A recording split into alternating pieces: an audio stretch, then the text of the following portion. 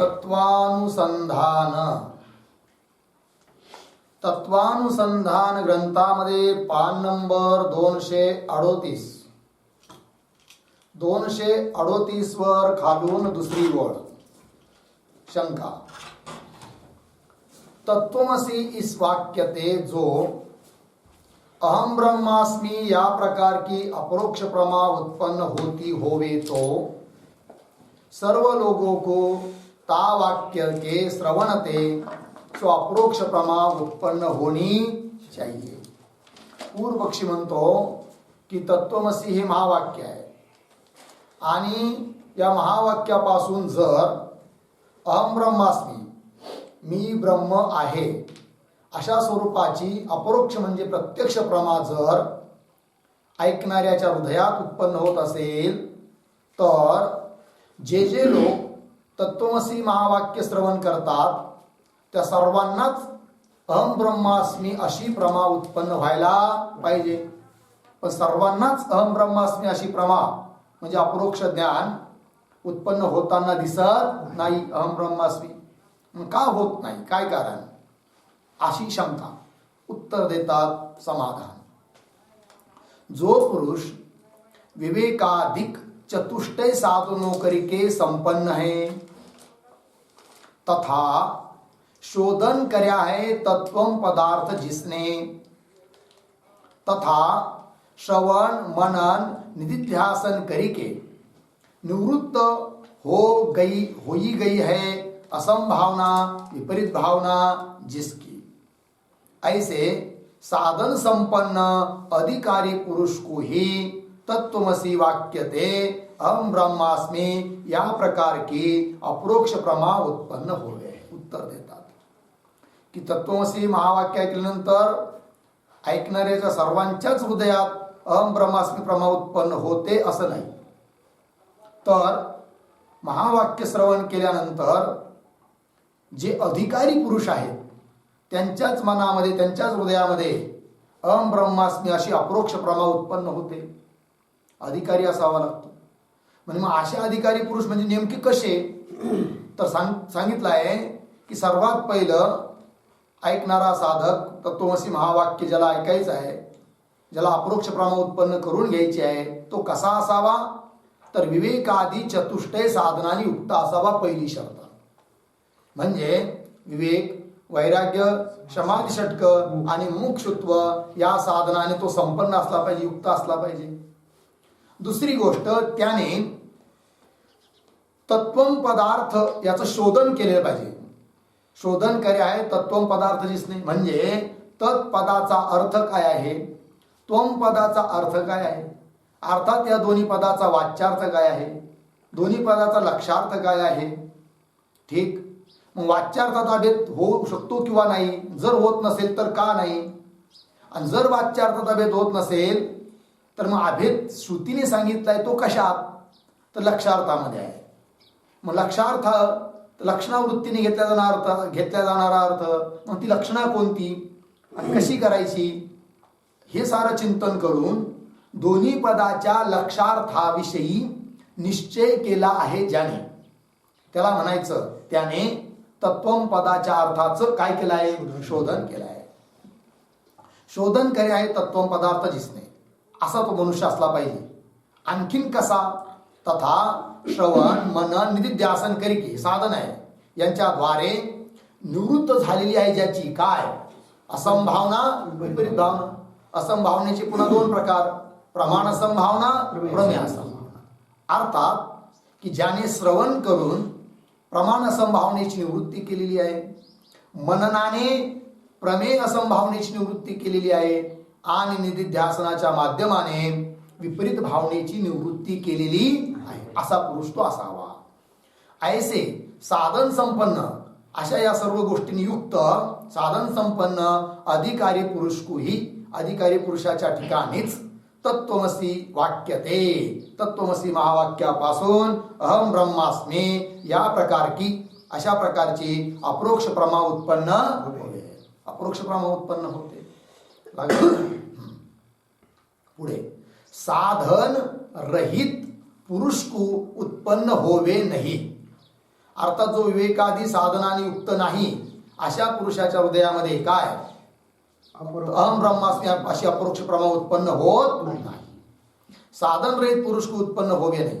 ऐसी अपरोक्ष प्रमा की उत्पत्ती विषय सो तत्वमसी वाक्य ही करण आहे. आणि अशी अपरोक्ष प्रमा उत्पन्न होण्याकरिता करण म्हणून जर कोण असेल तर ते काय आहे तत्वमसी महावाक्य आहे. बाकीचे सर्व साधन सहकारी आहेत. सो तत्वमसी वाक्य ही करण आहे. मन करण नाही है. मन करण नाही है. मन काय आहे हो सहकारी. कसं सांगतात किंतु श्रवणाधिक संस्कृत शुद्ध मन सहकारी कारण आहे.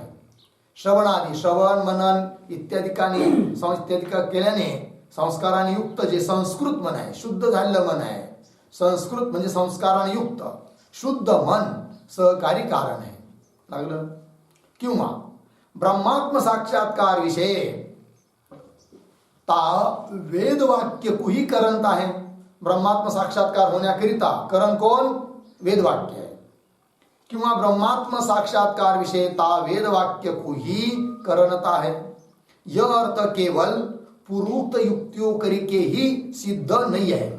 हा अर्थ आत्तावर दिल्याने जी युक्ती आहे त्या युक्तीनेच सिद्ध नाही आहे की मन करण नाही आहे करण वाक्यच आहे वगैरे पुष्कळ सांगितलं तर ती युक्तीनेच सिद्ध आहे असं नाही. किंतु श्रुती प्रमाण करिके भी सिद्ध है. श्रुती देखील सांगते. काय सांगते श्रुती तर ब्रह्म साक्षात्काराकरिता वेद वाक्यच करण आहे असं श्रुती सांगते. कोणत्या श्रुती आहेत तर ता श्रुती सर्वे वेदा यत् पदम आमनंती ही एक श्रुती आहे की नाही. इथं उद्धरण चिन्ह बंद कारण आणि अर्धविराम ही वेगळी श्रुती आहे. सर्वे वेदा सारे वेद यत् पदम ज्या पदाचं कथन करते आहे की नाही. सर्व वेद यत् पदम अर्थात ज्या परमात्म पदाचं परमात्म स्वरूपाचं साक्षात किंवा परंपरेने कथन करतात. वेदच कथन करतात अर्थात वेद वाक्यानेच काय ती प्रमा उत्पन्न होते. अपरोक्ष प्रमा उत्पन्न होते. अहम ब्रह्मास्मी. सर्वे वेदा यत् पदम आमनंती. पुन्हा आणखी श्रुती तम तू औपनिषदम पुरुषम पृच्छामी. इथं ही एक श्रुती आहे. तम तू औपनिषदम. औपनिषदम म्हणजे उपनिषेदाच्या द्वारेच जाणल्या जाणारं जे तत्व आहे त्याच्या बाबतीत मी विचारत आहे. याच्यावरून देखील हे ठरतं की ब्रह्मतत्वाचा बोध केवळ वेद वाक्याने उपनिषद वाक्याने होतो वेदांत वाक्याने होतो. तम तू अर्थात शब्दाने होतो. तम तू औपनिषदम पुरुषम पृच्छामी हे एक झालं. आणखीन श्रुती दिली आहे न अवेदिन मनुते तम बृहंतम ही एक श्रुती आहे. याचा अर्थ काय वेदांत वाक्य जे आहेत वेदांत वाक्याचं ज्याला ज्ञान नाही वेदांत वाक्याचं ज्ञान रहित जो पुरुष त्याला पुरुष त्या ब्रह्माला जाणू शकत नाही असा अर्थ आहे. चला पुढे. नावेदित मनुते तम बृहंतम.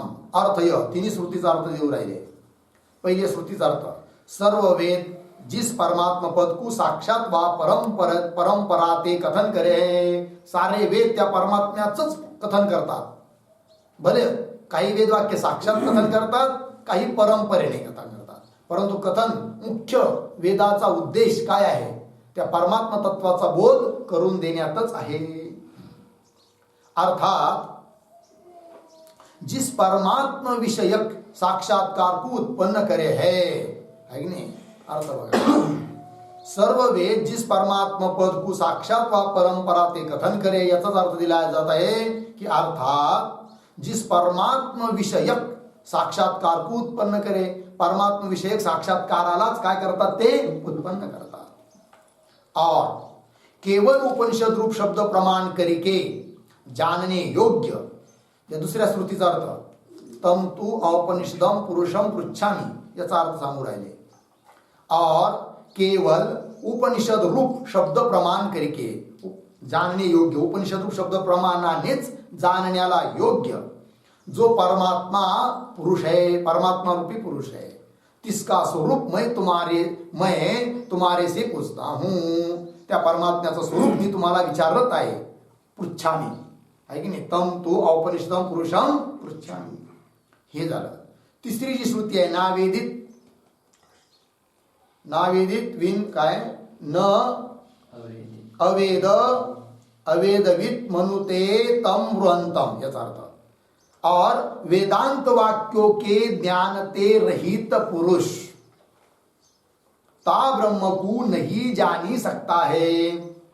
वेदांत वाक्याचं ज्ञान ज्याला नाही असा पुरुष त्या ब्रह्मतत्वाला जाणू शकत नाही. इत्यादी श्रुतियां ता ब्रह्म साक्षात्कार विषय वेदांत वाक्य को ही प्रमाण रूपता कथन करे है. लागलं. या सर्व श्रुत्या काय सांगतात? त्या ब्रह्म साक्षात्काराकरिता कोण? वेदांत वाक्यच प्रमाण आहे. अर्थात वेदांत वाक्य रूप प्रमाणाच्या द्वारेच ब्रह्म साक्षात्कार उत्पन्न होतो असं ह्या श्रुती सांगतात.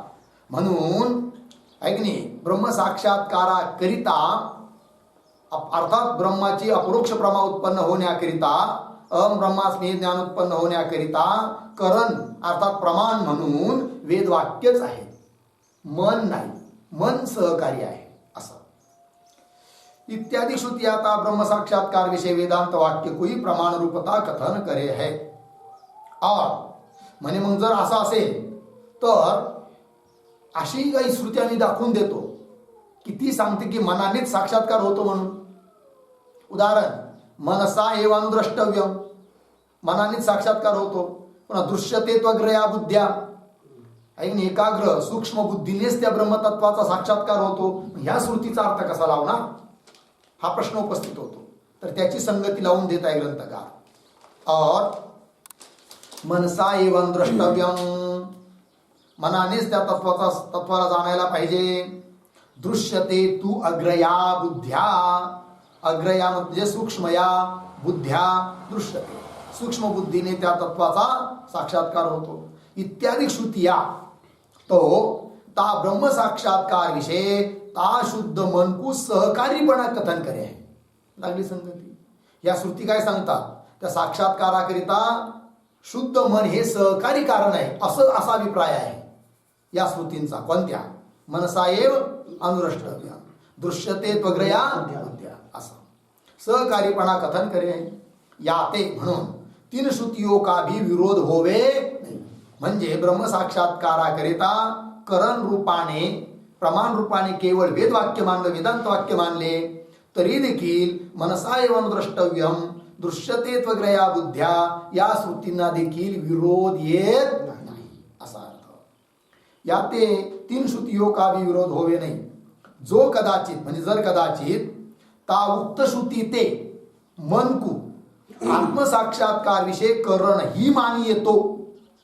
समजा कदाचित जर कदाचित उक्त श्रुती ते म्हणजे या श्रुतीला घेऊन श्रुतीचा आधार घेऊन कोणत्या श्रुतीचा? मनसाएव अनुदृष्टव्यम इत्यादी श्रुतीचा आधार घेऊन जर मन को आत्मसाक्षात्कार विषय करण ही मानिये, आत्मसाक्षात्काराकरिता करण जर कदाचित तुम्ही मनच मानलं तर काय होईल सांगतायत. मन को आत्मसाक्षात्कार विषय करण ही मानिए तो आत्मसाक्षात्कार विषय मन की करणता को निषेध करणे हारी है की नाही. जे यन मनसा न मनुते अप्राप्य मनसास इत्यादी श्रुती आहे तीनों का विरोध होवेगा. त्या श्रुतीला विरोध येईल केव्हा? जर आत्मसाक्षात्काराकरिता मनच करण मानलं तर विरोध येईल श्रुतींना. कोणत्या? यत मनसा न मनुते, यत जे ब्रह्मतत्व की मनाच्या द्वारे जाणल्या जात नाही. पुन्हा अप्राप्य मनसासह मनासहित वाणी तिथून वापस फिरते या श्रुतींना विरोध येईल. त्या श्रुतींना विरोध येऊ नये म्हणून ब्रह्म साक्षात्काराकरिता करण वेदांत वाक्यच आहे आणि मन सहकारी कारण आहे. म्हणजे कुठंच विरोध येत नाही असा अर्थ. जो कदाचित ता उक्त श्रुती ते मन को आत्मसाक्षात्कार विषय करण ही मानिए तो आत्मसाक्षात्कार विषय मन की करणता को निषेध करणे हारी जे यन मनसा न मनुते अप्राप्य मनसास इत्यादी श्रुती आहे तीनों का विरोध होवेगा. लागलं. ता विरोध के निवृत्त करणे वास्ते त्या विरोधाला निवृत्त करण्याकरिता ता उक्त श्रुती ते मनकू सहकारी कारण ही मानना योग्य है की नाही. ता उक्त श्रुती ते म्हणजे मनसा एव अनुद्रष्टव्यम दृश्यते त्वग्रया बुद्ध्या या श्रुतीचा आधार घेऊन मनाला सहकारी कारण मानणं उचित आहे. ठीक आहे. ता उक्त श्रुती ते मनकू सहकारी कारण ही मानना योग्य आहे. लागला अर्थ. आता पुन्हा आणखीन अभिप्रेत्य परिहार करत आहे. स्वतः शंका घेऊन उत्तर काय म्हणतात. यद्यपि यद वाचा अनभ्युदितम यतो वाचो निवर्तन्ते इत्यादि श्रुतियों ने ता आत्मसाक्षात्कार विषय ता वाक्य प्रमाण का भी निषेध करे आहे की नाही. जे लोक आता वाक्यरूप प्रमाणानेच शाब्दबोध अर्थात ब्रह्मविषयक अपरोक्ष ज्ञान होत असं मानतात. ब्रह्म साक्षात्काराला करण कोण. वाक्य शब्दरूप प्रमाण वेदांत वाक्य. तर म्हणे असं असेल तर वाणीने सुद्धा ते ब्रह्म जाणले जात नाही असं पण सांगितलेलं आहे ना. मग त्या श्रुतीला तुम्ही काय करणार. त्या श्रुतीबरोबर विरोध येईल याचं काय. म्हणजे अशा कोणत्या श्रुती आहे तर दिलाय यद वाचा अनभ्युदितम वाचा वाणीच्या द्वारे जे जाणल्या जात एक. आणखीन यतो वाचो निवर्तन्ते ज्याच्यापासून वाणी निवृत्त होते. वाणीने म्हणजे वाणी म्हणजे शब्द. शब्दाचा सुद्धा निषेध केलेला आहे. आता याची संगती कशी लावणार. जर तुम्ही वेदांत वाक्यानेच ब्रह्मबोध मानत असाल तर या श्रुतीची संगती कशी लावणार हा प्रश्न. यतो वाचो निवर्तन्ते इत्यादि श्रुतियों ने ता आत्मसाक्षात्कार विषय ता वाक्य प्रमाण का भी निषेध करे आहे. बरोबर. यद्यपि शंका झाली तथापि उत्तर देतात. तथापि तीन श्रुतियों ने ता शब्द का शक्ति वृत्ति ते निषेध करे आहे. अर्थात सो शब्द शक्ति वृत्ती करके ता ब्रह्म का बोध नहीं करे है असा अर्थ आहे त्या श्रुतींचा. कोणत्या श्रुतींचा. यद वाचा अनभ्युदितम यतो वाचो वाणी म्हणजे शब्द. शब्दांचा निषेध केला आहे. पण तो निषेध करण्यात तात्पर्य हे आहे की शब्दाच्या शक्तिवृत्तीने ब्रह्मतत्वाचा बोध होत नाही असा या श्रुतींचा अर्थ आहे. लक्षणावृत्तीने बोध होतो म्हणून या श्रुतींना सुद्धा विरोध येत नाही. तथापि तन तीन श्रुतियों ने ता शब्द का शक्तिवृत्ती ते निषेध करे आहे. अर्थात सो शब्द शक्तिवृत्ती करके शक्तिवृत्तीच्या द्वारे ता ब्रह्म का बोध नहीं करे है असा अर्थ आहे. और भागत्याग लक्षणा करके तो पण जर भागत्याग लक्षणा केली तर और भागत्याग लक्षणा करके तो ते तत्वमसी आदिक वाक्य ता ब्रह्म के बोधक ही होवे है. भागत्याग लक्षणेच्या द्वारे तेच वाक्य वेदांताचे वाक्य ब्रह्माचा बोध करून देतात. म्हणून श्रुतीला विरोध येत नाही. या ते म्हणून ता ब्रह्म साक्षात्कार विषय तत्वमसी आदिक महावाक्य कुही करण रूपता संभव्य है इति. एकंदरीत काय ठरलं की ब्रह्म साक्षात्कारामध्ये तत्वमसी आदिक जे महावाक्य आहे तेच करण आहे. तत्वमसी आदी महावाक्य करण आणि त्याच्यापासून उत्पन्न होणारी प्रमा कोणती. अहम ब्रह्मास्मी अशी अपरोक्ष प्रमा उत्पन्न होते. यातिता ब्रह्म साक्षात्कार विषय तत्वमसी आदिक महावाक्य कुही करण रूपता संभव्य है इति. लागलं. इति शाब्दी प्रमा समाप्ता. अशा रीतीने शब्द प्रमाणापासून उत्पन्न होणारी शाब्दी प्रमा तिचं विवेचन या ठिकाणी पूर्ण झालं. तर प्रत्यक्ष प्रमा अनुमिती प्रमा शाब्दी प्रमा याचं विवेचन इथं संपलेलं आहे. चौथी आणि 4. तर प्रत्यक्ष प्रमा 1 अनुमिती प्रमा 2 उपमिती प्रमा 3 शाब्दी प्रमा 4. या 4 प्रमा आणि 4 प्रमेचं करण जे 4 प्रकारचं प्रमाण त्याचं विवेचन इथपर्यंत पूर्ण झालं. आता याच्यानंतर 5वी प्रमा आहे कोणती. अर्थापत्ती. तिचा विचार करतात. अब पंचमी अर्थात 5वी अर्थापत्ती प्रमा का निरूपण करे है. ठीक. अर्थापत्ती प्रमाचं निरूपण आम्ही आता करत आहोत. तहा अनुपपद्यमानार्थ दर्शनात तदुपपादक भूतार्थांतर कल्पनम अर्थापत्ती प्रमा. वाचा एकदा. अनुपपद्यमानार्थ दर्शनात तदुपपादक भूतार्थांतर कल्पनम अर्थापत्ती प्रमा. हा अनुपपद्यमानार्थ दर्शनात तद उपपादक भूत अर्थांतर कल्पना अर्थापत्ती प्रमा. ठीक आहे, अर्थ पहा. अनुपपद्यमान अर्थ, अनुपपद्यमान अर्थ दर्शनात एखादा अर्थ, एखादी गोष्ट दिसून येऊ राहिली की तिचा असंभव दिसू राहिला. अनुपपद्यमान आहे, संभव नाही आहे, असंभव लागू राहिला. तर अनुपपद्यमान असा अर्थ पाहिल्यामुळे मग आता उपपादन तर त्याचं संगती तर लावली पाहिजे, संभावना तर केलीच पाहिजे. मग तद उपपादक भूत, त्या अनुपपद्यमान अर्थाला उपपादन करणारा, त्याची संगती लावून देणारा जो अर्थांतर कल्पना, अन्य अर्थाची कल्पना, तिला म्हणायचं काय? अर्थापत्ती प्रमा. अर्थ उदाहरणाने आणखी स्पष्ट होईल. अर्थ देत आहेत. अनुपपद्यमान अर्थ के ज्ञानते. असा अर्थ, असा विषय समोर आहे की जो अनुपपद्यमान आहे, असंभव आहे, त्याच्या ज्ञानाने ता अर्थ के उपपादक रूप, त्या अर्थाला संपन्न करणारा असा जो अर्थांतर, अन्य अर्थ, त्या अन्य अर्थाची कल्पना, अर्थांतर की जो कल्पना है ताका नाम अर्थापत्ती प्रमा है. म्हणजे कसं, जरा उदाहरणाने सांगा तर ध्यान द्या. तर उदाहरण काय? समजा एखादा कोणी देवदत्त नामा पुरुष आहे आणि अत्यंत स्थूल आहे. ठीक आहे, परंतु त्याच्याकरिता विधान केलंय कोणी की दिवान भुंगते, जेवत नाही दिवसा.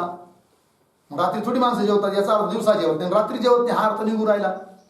पण जर हा मनुष्य दिवसा जेवत नाही, गोष्ट खरी आहे, पण रात्री सुद्धा जर जेवत नसेल तर याची स्थूलता कशी काय राहणार? मग इथं अनुपपद्यमान अर्थ कोण आहे? स्थूलता. त्याची संगती नाही लावू राहिली, असंभव होऊ राहिला जेवणा वाचून. मग त्या अनुपपद्यमान अर्थ अशी जी स्थूलता, त्या स्थूलतेची उपपादक, तिला सिद्ध करणारी जी अन्य अर्थाची कल्पना. इथं अन्य अर्थ कोण? रात्रीच्या भोजनाची कल्पना. मग ते रात्रीच्या भोजनाची कल्पना म्हणजे रात्री भोजन करत असला पाहिजे असा निश्चय, ती झाली अर्थापत्ती प्रमा. ठीक. आणि समोर जो अनुपपद्यमान अर्थ आहे ते झालं अर्थापत्ती प्रमाण. अनुपपद्यमान अर्थ, अर्थापत्ती प्रमाण, आणि त्याच्यावरून रात्रीच्या भोजनाची कल्पना, ते झालं अर्थापत्ती प्रमाण. बघा मग लक्षण लागलं की नाही? अनुपपद्यमान अर्थ दर्शनात तद, तो अनुपपद्यमान अर्थ, त्याचं उपपादक भूत जो अर्थांतर कल्पना, अन्य अर्थाची कल्पना, त्यालाच म्हटलं गेलं आहे काय? अर्थापत्ती प्रमा. पुढे अर्थ अनुपपद्यमान अर्थ के ज्ञानते ता अर्थ के उपपादक रूप अर्थांतर की, अन्य अर्थाची जो कल्पना है ताका नाम अर्थापत्ती प्रमा है. लागलं? जैसे उदाहरण, दिन विषय नहीं भोजन करणे हारे, देवदत्त नामा पुरुष के, दिवसा जेवत नाही असा कोणी, कोण? देवदत्त नावाचा पुरुष. दिन विषय नहीं भोजन करणे हारे देवदत्त नामा पुरुष के शरीर की स्थूलता रूप जो पीनत्व, स्थूलतेलाच म्हणतात पीनत्व किंवा पीनो देवदत्त, स्थूल देवदत्त, स्थूलता, पीनत्व. तर देवदत्त नामा पुरुष के शरीर की स्थूलता रूप जो पीनत्व है, सो पीनत्व रात्री भोजन ते विना बनता नाही. रात्री भोजन केल्याशिवाय स्थूलता राहू शकत नाही. कारण जर रात्रंदिवस जर तो जेवलाच नाही तर स्थूलता कसं काय राहणार? स्थूल कसं काय राहणार? ठीक. रात्री भोजन विना बनता नाही. याते ता पीनत्व के ज्ञानते, पीनत्व म्हणजे स्थूलता, त्या स्थूलतेच्या ज्ञानाने तीस देवदत्त पुरुष के रात्री भोजन की कल्पना करी जावी आहे. देवदत्त पुरुष हा रात्री भोजन करीत असला पाहिजे अशी कल्पना केल्या जाते, कल्पना करी जावी. ता कल्पना का नाम अर्थापत्ती प्रमा आहे. रात्रीच्या भोजनाचा निश्चय, हे झालं काय? अर्थापत्ती प्रमा. तहा यह दिवा अभोजी पुरुष का पीनत्व रात्रि भोजन ते बिना बनता नहीं.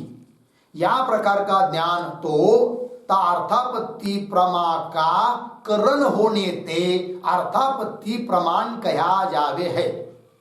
आता अर्थापत्ती प्रमा कळाली, परंतु त्या अर्थापत्ती प्रमेला उत्पन्न करणारी जे अर्थापत्ती प्रमाण, त्या अर्थापत्ती प्रमाणाचं काय स्वरूप आहे तर ते ह्या 2 ओळीत दिलंय बघा. तहा यह दिवा अभोजी पुरुष का पीनत्व. सापडलं का? दिवा अभोजी म्हणजे दिवसा जेवण न करणारा असा जो पुरुष, त्या पुरुषाचं पीनत्व म्हणजे स्थूलता. रात्री भोजन ते विना बनता नाही, रात्रीच्या भोजनाशिवाय होऊ शकत नाही. या प्रकार का ज्ञान म्हणजे त्या पीनत्वाचं ज्ञान, या प्रकार का ज्ञान तो ता अर्थापत्ती प्रमा का करण होणे. ते अर्थापत्ती प्रमाचं करण आहे म्हणजे रात्रीच्या भोजनाची कल्पना करायला लावणारं हे ज्ञान आहे. म्हणून पीनत्वाचं ज्ञान हे काय झालं? अर्थापत्ती प्रमाण. तर अर्थापत्ती प्रमा का करण होणे ते अर्थापत्ती प्रमाण कहा जावे है. लगलं. और यह पुरुष रात्रि विषय भोजन करे है, या प्रकार का ज्ञान अर्थापत्ती प्रमा कहा जावे है इति. रात्री भोजनाचा निश्चय, रात्री भोजन करीत असला पाहिजे हा निश्चय, ही झाली काय? अर्थापत्ती प्रमा. यह पुरुष रात्रि विषय भोजन करे हैं, या प्रकार का ज्ञान अर्थापत्ती प्रमा कहा जावे है इति. इहा झालेपर्यंत विवेचन. आता याच्यावर नैयायिक लोक काय म्हणतात तर नैयायिक तर 4च प्रमाण मानतात. अर्थापत्ती अभाव, अनुपलब्धी प्रमाण वगैरे मानत नाही. कारण नैयायिकाच्या मतानुसार अर्थापत्ती प्रमाणाचा अंतर्भाव आहे कशात? व्यतिरेकी अनुमानामध्ये. मागे होऊन गेलंय ना, त्याचं खंडन पण केलंय. पहा यहाँ नैयायिक तो अर्थापत्ती प्रमाण को अंगीकार करते नहीं. नैयायिक अर्थापत्ती प्रमाणाला मानत किंतु व्यतिरेकी अनुमान करके ही ता रात्री भोजन का ज्ञान माने आहे. ते म्हणतात आम्ही व्यतिरेकी अनुमान करतो आणि व्यतिरेकी अनुमान करून त्या अनुमानाच्या द्वारे रात्री भोजनाचा निश्चय करतो. त्यामुळे आम्हाला स्वतंत्र अर्थापत्ती प्रमाण मानण्याची गरज नाही असं बोलतात कोण? नाही आहे. किंतु व्यतिरेकी अनुमान करके ही ता रात्री भोजन का ज्ञान माने. ता अनुमान का यह आकार आहे. त्या अनुमानाचा काय आकार आहे तर तो आकार पण देऊ राहिले ग्रंथकार. नैयायिक जो आकार देतात तो आकार. ता अनुमान का यह आकार आहे. अयम देवदत्त रात्रौ भुंक्ते दिवा अभुंजानत्वे सती पीनत्वात् यन्नैवं तन्नैवं यथा दिवा रात्रौ अभुंजानः. हे झालं अनुमान. पक्ष अयम देवदत्त हा झाला पक्ष. ठीक आहे. साध्य काय? रात्रौ भुंक्ते हे झालं साध्य, रात्री भोजन करतो. हेतू दिवा अभुंजानत्वे सती पीनत्वात्, दिवसा जेवत नसून स्थूल आहे. हे झालं, हा झाला काय? हेतू. और यन्नैवं तन्नैवं यथा दिवा रात्रो अभुंजान. यन्नैवं तन्नैवं यथा रात्रो अभुंजान हे काय झालं? उदाहरण. ठीक आहे. यन्नैवं तन्न मतलब यत्र साध्याभाव तत्र हेतु अभाव. कारण हे व्यतिरेकी अनुमान आहे. तर यन्नैवं जो असा नाही तो तसा नाही, म्हणजे जो साध्यवाला नाही म्हणजे साध्याच्या अभावाला आहे तो हेतूच्या पण अभावाला आहे. इथं साध्य काय आहे? रात्रीचं भोजन. ठीक आहे. जो रात्री भोजन करत नाही है की नाही, आणि तन्नैव मग त्याच्या ठिकाणी हेतूचा बी अभाव. हेतू काय? दिवा अभुंजानत्वे सती पीनत्वाचा बी अभाव आहे. जो रात्री भोजन करत नाही, ज्याच्या ठिकाणी रात्री भोजनाचा अभाव आहे, त्याच्या ठिकाणी दिवा अभुंजान दिवसा भोजन न करणे है की नाही, दिवा अभुंजानत्वे सती पीनत्वाचा सुद्धा काय आहे? अभाव आहे. उदाहरण यथा दिवा रात्रो अभुंजान. असा कोणी मनुष्य की जो दिवसा पण जेवत नाही आणि रात्री पण जेवत नाही, मग त्याच्या ठिकाणी स्थूलता राहील का? राहील नाही राहत.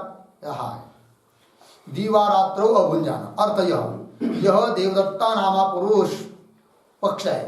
देवदत्त नावाचा पुरुष रात्री विषय भोजन करे है. हे साध्य, रात्री भोजन करतो का? दिन विषय नहीं भोजन करता हुआ पीन होणे ते हेतू. दिवसा भोजन करत नाही आणि कसा आहे? पीन म्हणजे स्थूल आहे. पीन होणे ते. जो पुरुष रात्रीविषयी भोजन नहीं करे है, जो रात्री भोजन करत नाही, यत्र साध्याभाव, सो पुरुष दिन विषय नहीं भोजन करता हुआ पीन भी नहीं हो गया है, हेतुचा भी अभाव. सो पुरुष दिन विषय दिवसा भोजन नहीं भोजन करता हुआ पीन भी नहीं है, पीन म्हणजे स्थूल पण नहीं है, पीन भी नहीं है, नहीं हो गया है. जैसे उदाहरण दिन रात्री विषय नहीं भोजन करणे हारा पुरुष, की असा एखादा मनुष्य की जो दिवसा आणि रात्री पण जेवत नाही, त्याच ठिकाणी पिनत्व पण नाही आहे. दिन रात्री विषय नाही भोजन करणे हारा पुरुष पीन नाही होवे है, लागलं याते म्हणून सो अर्थापत्ती प्रमाण पृथक नाही है इति, असं कोण बोलतात? नाही आहे. ते म्हणतात अशा रीतीने त्या अर्थापत्ती प्रमाणाच्या द्वारे तुम्ही ज्या अर्थाची सिद्धी करता, सिद्धांती, त्या अर्थाची सिद्धी आणि व्यतिरेकी अनुमानाने करतो.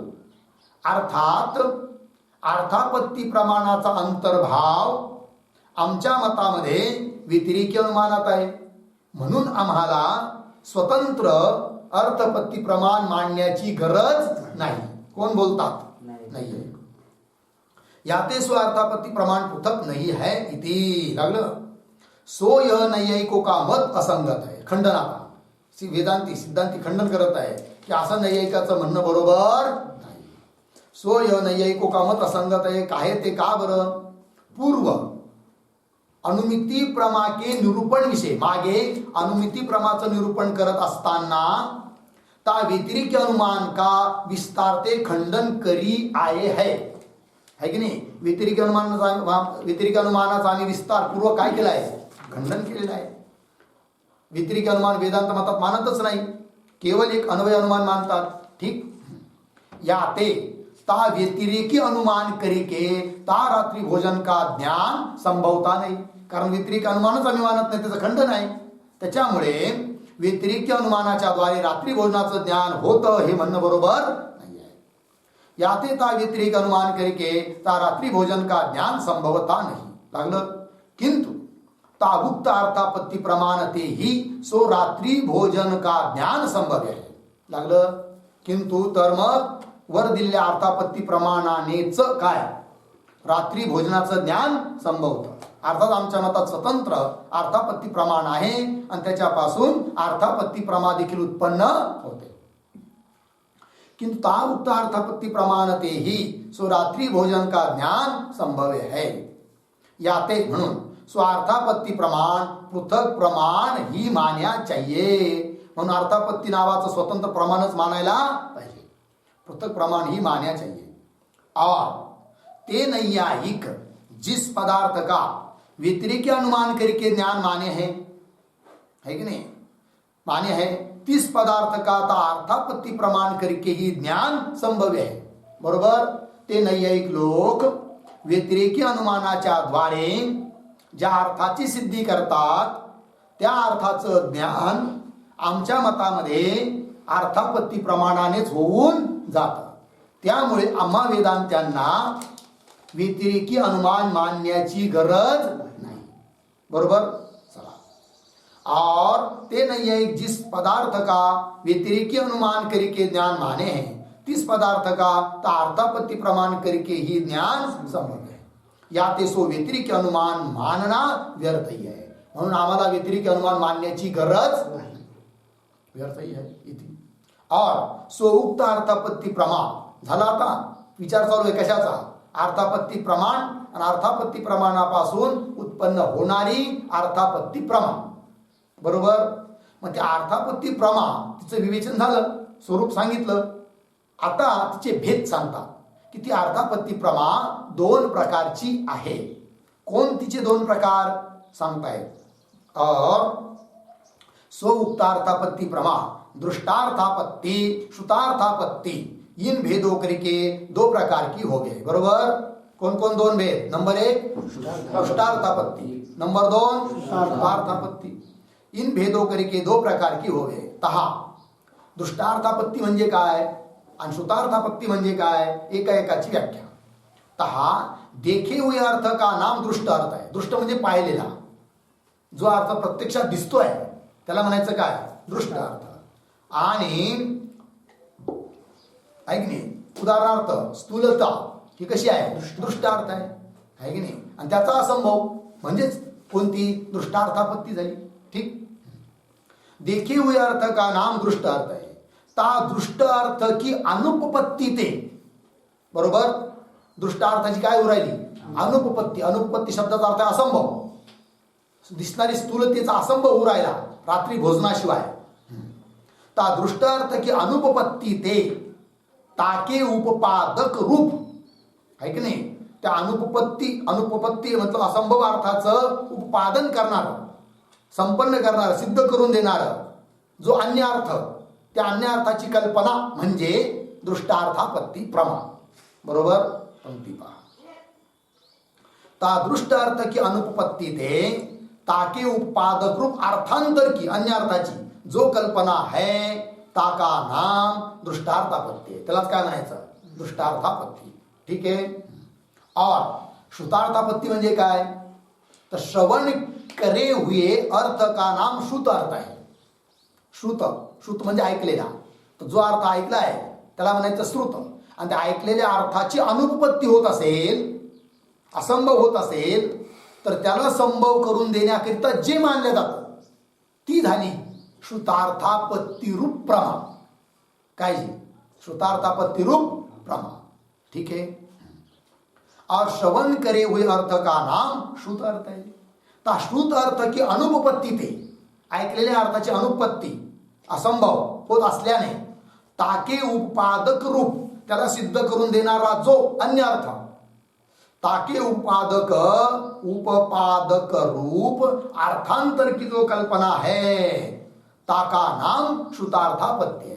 त्याला म्हणायचं श्रुतार्थापत्ती रूप प्रमा. लागला अर्थ. तीन दोनों अर्थापत्तियों विषय प्रथम दृष्टार्थापत्ती का उदाहरण काय आहे? त्यापैकी पहिली आहे दृष्टार्थापत्ती. तिचं उदाहरण आता अगोदर ग्रंथकार देतात. एक ते उदाहरण तर आहेच. कोणतं? स्थूलो देवदत्त दिवान भोंगते. ते पण दृष्टार्थापत्तीच उदाहरण आहे. आणखीन उदाहरण देत आहे ग्रंथकार. नंतर श्रुतार्थापत्तीचं उदाहरण देतील. तीन दोनों अर्थापत्तियों विषय प्रथम दृष्टार्थापत्ती का उदाहरण क्या है? जैसे दोषवान पुरुष को पूर्ववर्ती शुक्ति विषय रजत को विषय करने हारा इदम रजतम या प्रकार का भ्रमरूप विशिष्ट अनुभव होवे है. बरोबर. बघा आता कसं कसं. जैसे दोषवान पुरुष को, एखादा कोणी मनुष्य आहे आणि समोर पडलेली आहे शुक्ती, पण पाहणाऱ्याच्या नेत्राधिकामध्ये दोष आहे. तिमीर नावाचा दोष आहे. इथं तिमीर दोष आहे. शुक्ती दुपारच्या वेळेस पडलेली असते वाळवंटामध्ये. दुरून मनुष्य पाहतो, चमकते, वाटतं चांदी आहे. मग इथं दोष आहे. कोणता? तिमीर आदी दोष आहे. प्रखर प्रकाश तिमीर दोष आहे. ठीक आहे जी. तर जैसे दोषवान पुरुष को पूर्ववर्ती, पूर्ववर्ती म्हणजे समोर पडलेली कोण? शुक्ती. पूर्ववर्ती म्हणजे समोरच्या देशामध्ये विद्यमान शुक्ती विषय शिंपल्याच्या ठिकाणी रजतकू विषय करणे हारा. पुढे आहे शिंपलं, पण ज्ञान होऊ राहिलं कोणतं? इदम रजतम. रजताला विषय करणारं ज्ञान उत्पन्न होत आहे. पूर्ववर्ती शुक्ती विषय शुक्तीच्या ठिकाणी रजतकू विषय करणे हारा इदम रजतम या प्रकार का भ्रमरूप विशिष्ट अनुभव. अनुभवच आहे तो, पण कसा अनुभव आहे? भ्रमरूप अनुभव आहे की नाही? तर भ्रमरूप विशिष्ट अनुभव होवे. ता अनुभव का विषय रूप जो रजत है, त्या अनुभवाचा विषय कोण? रजत आहे. ता अनुभव का विषय रूप जो रजत है, ता रजत का शुक्ती रूप अधिष्ठान के ज्ञान ते अनंतर. समजा आता नंतर जवळ गेला, हातात उचलून बघितलं तर शिंपलं निघालं, मग शुक्तीचं ज्ञान झालं. तर शुक्तीचं ज्ञान झाल्यानंतर रजत राहिलं का? नाही. ता रजत का, ता शुक्तिरूप अधिष्ठान के ज्ञान त्यानंतर, शुक्तिरूप अधिष्ठानाचं ज्ञान झाल्यानंतर नेदम रजतम या प्रकार का बाद प्रतीत होवे. त्या रजताचा काय होऊन जातो? बाद. केव्हा? शुक्तीचं ज्ञान झाल्यावर. अगोदर भासलेल्या रजताचा काय होतो? बाद. त्या बादाचा आकार काय आहे? नेदम रजतम. इदम रजतम न, हे रजत नाही. म्हणजे निषेध झाला. निषेध होणं म्हणजेच काय होणं? बाद होना है. नेदम रजतम, या प्रकार का बाद प्रतीत होवे याते सारे रजत का बाध्यत्व, सॉरी याते सो रजत का बाध्यत्व दृष्ट अर्थ आहे. रजताचा बाद प्रत्यक्ष प्रमाणाने दिसून आले की नाही? आत्ता आत्ता मला रजत वाटत होतं, अरे हे तर रजत नाही राव, म्हणजे रजताचा काय झाला? बाद. दृष्ट आहे का श्रुत आहे? दृष्ट आहे. याते सो रजत का बाध्यत्व, बादपणा दृष्ट अर्थ आहे. सो बाध्यत्व रूप दृष्ट अर्थ ता रजत के सत्य माने विषय संभवता नाही. आता तिथं भासणारं रजत चांदी जर सत्य मानली तर बाद कसं काय होईल? मग पण ज्या अर्थी बाद होऊ राहिला त्या अर्थी रजत हे मिथ्या आहे अशी कल्पना करावी लागते. मग रजताविषयी मिथ्यात्वाचा निश्चय हे झालं अर्थापत्ती प्रमा, बरोबर. आणि शुक्तीच्या ठिकाणी रजताचा बाद दृष्ट आहे ते झालं अर्थापत्ती प्रमाण, बरोबर.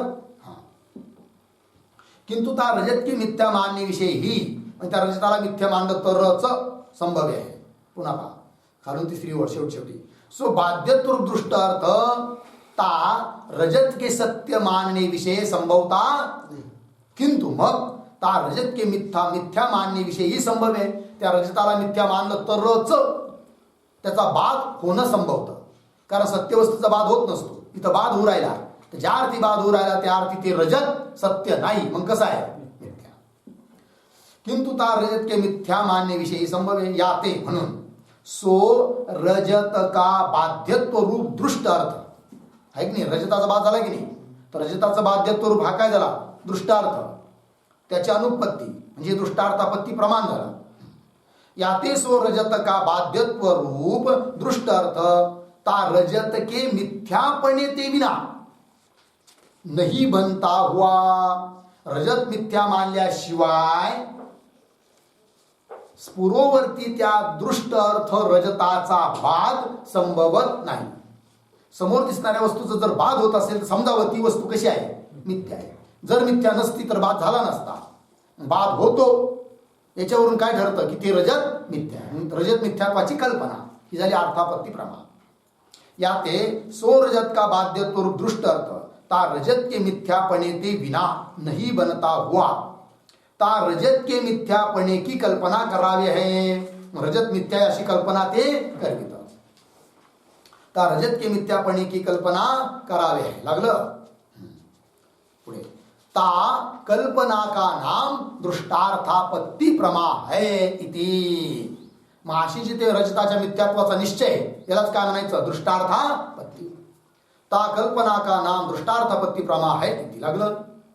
अब प्रसंगते भ्रमस्थल विषय वेदांत सिद्धांत सम्मत अनिर्वचनीय ख्याति की सिद्धि करने वास्ते प्रथम अन्य शास्त्र उक्त ख्यातियों का निरूपण करके खंडन करे है. ठीक आहे. आता प्रसंग प्राप्त आहे, भ्रमाचा विषय चालू झाला म्हणून वेदांत वेदांताच्या नुसार अनिर्वचनीय ख्यातीचं प्रतिपादन करायचं आहे. पण ते प्रतिपादन करण्याकरिता अगोदर अन्य शास्त्रकारांनी ज्या अन्य ख्याती मांडलेल्या आहे तर त्या अन्य ख्यातींचं स्वरूप काय, पुन्हा त्याचं खंडन कसं, या गोष्टींचं विवेचन करणं आवश्यक आहे.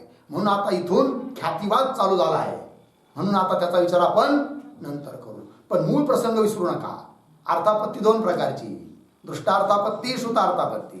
त्या दृष्टार्थापत्तीचं उदाहरण दिलं आहे, श्रुतार्थापत्तीचं उदाहरण पुढं येणार आहे.